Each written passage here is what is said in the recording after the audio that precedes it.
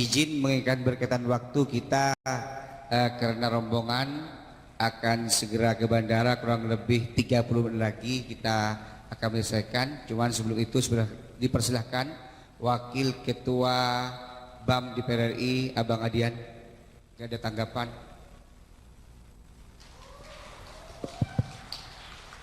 Terima kasih Pak Ketua semua.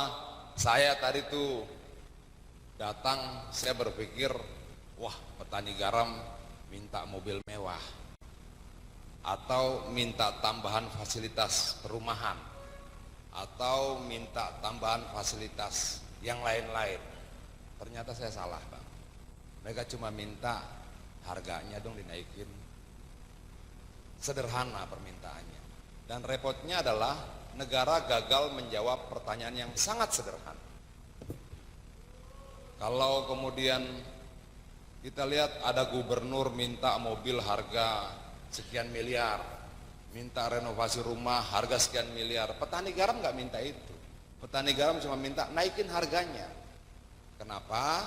Karena dengan harga naik, kalian tidak perlu belikan kami mobil, kami bisa beli sendiri. Kalian tidak berikan kami fasilitas, kami bisa siapkan sendiri. Nah, yang menarik tadi yang disampaikan oleh teman petani garam tadi tentang PT Garam. Saya ngobrol sama Bang Agun, kayaknya emang nggak adil ya. Petani garam ini untuk jadi petani modalnya dari mana? Dia jual dia jual cincin istrinya, mungkin kalungnya, mungkin gelangnya, mungkin sapinya, mungkin ternaknya, jadi modal untuk berusaha garam. Di sisi lain, PT Garam nggak menjual apa-apa karena mereka pakai APBN. Lalu saya berpikir, di mana adilnya kemudian rakyat yang berusaha dengan modal dari simpanan mereka kita adu untuk berkompetisi secara fair dengan perusahaan yang pakai APBN? Pasti kalah. Pasti kalah. Yang berusaha dengan modal keluarga, jual cincin, anggunkan gelang, pasti kalah bertarung dengan mereka yang menggunakan dana APBN. Memang nggak fair. Artinya bahwa ini juga harus jadi introspeksi bagi PT Garam. Sederhananya kan begini, apa-apa yang rakyat bisa kerjakan sendiri, negara nggak usah ikut campur deh. Lalu di mana peran negara? Peran negara ketika rakyat tidak mampu. Kalau mengelola garam rakyat sudah mampu, rakyat tidak mampunya di mana? Ekspor garam. Nah, PT Garam ambil peran itu sebagai eksportirnya. Kenapa? Kalian punya tenaga yang gede banget. Tenaga itu didorong dengan bensin yang namanya APBN. Jangan kemudian berebut di tempat yang sama. Ini juga problem saya ketika saya melihat misalnya MBG. Kenapa sih nggak kita berdayakan saya kantin-kantin sekolah? Kenapa sih harus buat dapur sendiri dengan anggaran yang sangat besar? Lalu misalnya, jangan ajarkan bagaimana masyarakat Madura nyari duit. Mereka jagoan. Karena di Madura ini kombinasinya keberanian, pengetahuan, dan kegigihan. Itu kombinasi yang paling ideal untuk bertarung, berkompetisi dengan yang lain. Problemnya mereka minta apa? Peluang. Kesempatan saja buka. Kesempatan yang sama yang bisa dinikmati oleh yang lain. Kesempatan itu apa? Salah satunya. Ya kalau negara ya, ini tidak punya untuk garam di punya harusnya negara mengambil posisi. Jangan dong negara sekarang kan negara berkompetisi dengan rakyat.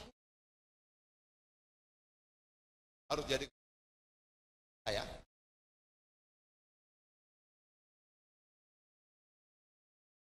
Lalu lawan terberat kalian cara termanifestasi sama apa?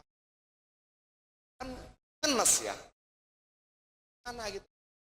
Lagi kemudian karena PT Garam ini biaya dari APBN itu 8, ada pajak ya, garam, jadi secara tidak langsung petani garam membiayai kompetitornya sendiri.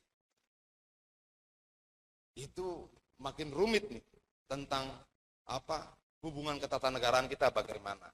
Jadi agak membingungkan tentang gagasan kita bernegara itu seperti apa.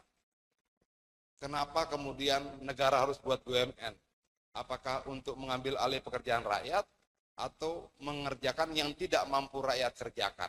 Itu menurut saya jadi introspeksi penting kita, salah satunya di siang hari ini, untuk kembali ke Jakarta Pak Ketua, dan teman-teman di BAM ini kan lintas komisi ya, saya komisi 10, Bang Agun komisi 13, lu komisi 4, komisi 9, Pak Aher, jadi kita semua komisi 2, kita semua berbeda komisi. Kenapa komposisi BAM lintas komisi?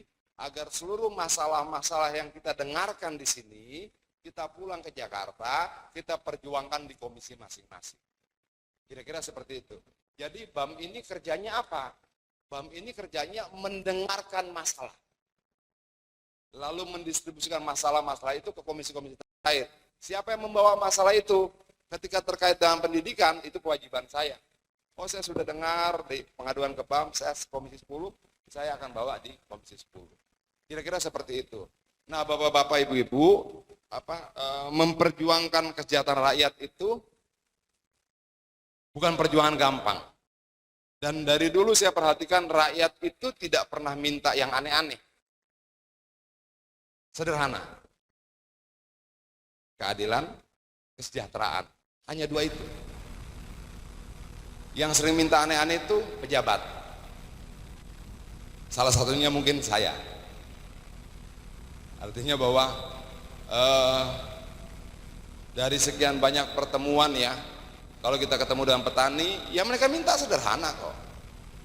Tanah saya mana? Kalau kita ketemu dengan buruh, ya mereka minta juga sederhana. Saya buruh sawit. Di Malaysia juga ada kebun sawit. Yang ditanam sama, pupuknya sama, produk sama. Saya datang ke Madura, saya berpikir mau minta rumah, mau minta mobil, mau minta segala macam. Enggak, minta naikin harga. Gampang banget gitu. Kalau negara nggak mampu menyetujui itu ya, Pak Ketua, kayaknya ada yang salah dengan negara kita. Negara kita begitu mudahnya memberikan banyak keistimewaan, kesempatan dan sebagainya pada segelintir orang, tapi sulit sekali untuk memberikan hal-hal sederhana seperti yang diminta rakyat. Terima kasih, selamat siang, merdeka.